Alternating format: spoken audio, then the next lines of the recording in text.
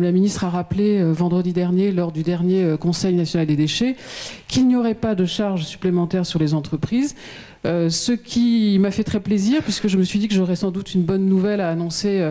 à mes adhérents, qui serait que dans ce chapitre sur l'économie circulaire, on prendrait des mesures auxquelles ils sont favorables, augmenter le tri, le recyclage des déchets, en capitalisant sur le travail qui est déjà fait, en clarifiant, en informant plus le consommateur, mais sans créer de nouvelles charges pour les entreprises. Ça me donne l'occasion de souligner un point qu'on a mis en avant, nous les éco-organismes réunis. On a écrit donc à Ségolène Royal pour lui dire que certains points de cette loi qui consacre l'économie circulaire, qui est ambitieuse, c'est une bonne chose, nous pose un certain nombre de problèmes, notamment un point qui est que la loi prévoit, outre les actions développées par les sociétés agréées en matière de prévention des déchets, de réutilisation, ce que l'on fait déjà, nous par exemple, Écomobilier avec Emmaüs, Écosystème avec Envie,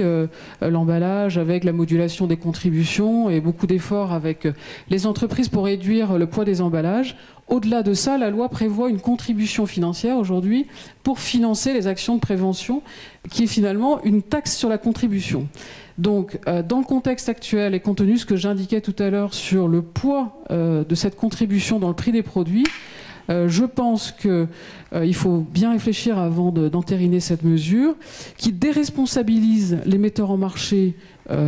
qui est contraire à la REP finalement, qui les déresponsabilise, puisqu'il consiste en gros c'est une taxe punitive. Voilà, on va vous demander une contribution sur la contribution,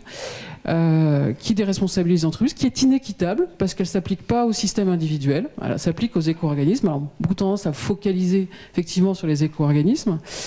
Et qui donc est coûteuse à un moment où on a bien indiqué qu'aucune nouvelle charge pèserait sur les entreprises. Donc cette mesure pourrait être transformée en un plan d'action pour la prévention et la réutilisation, mais je pense qu'il faut supprimer cette obligation d'une contribution financière aux actions de prévention.